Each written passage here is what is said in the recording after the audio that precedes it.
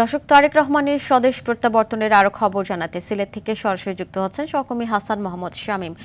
শামীম, তারেক রহমানের স্বদেশ প্রত্যাবর্তন ঘিরে সিলেটের নেতা কর্মীরা কি ধরনের প্রস্তুতি নিয়েছে সে বিষয়ে জানাবেন।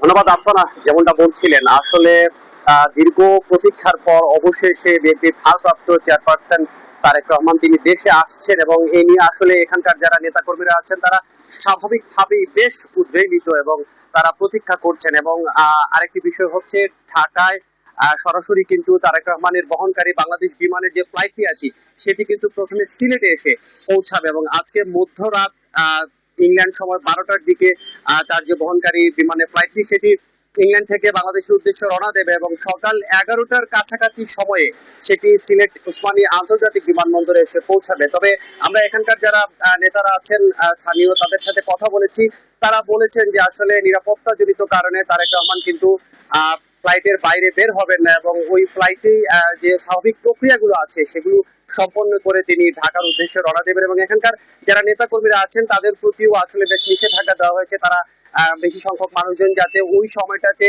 এয়ারপোর্টে না যান। এবং ইতিমধ্যেই কিন্তু যারা এখানকার নেতা কর্মীরা আছেন তারা কিন্তু দলে দলে ঢাকায় যে সমাবেশটি অনুষ্ঠিত হবে সেই সমাবেশে যোগ দেওয়ার জন্য ইতিমধ্যেই চলে গেছেন। তো সব মিলিয়ে আসলে সিলেটের কানেক্টিং ফ্লাইট হয়ে তারেক রহমান লন্ডন থেকে বাংলাদেশে ফেরত আসছেন। এটাই ছিল আমার কাছে থাকা এখানকার সর্বশেষ তথ্য। ধন্যবাদ আপনাকে।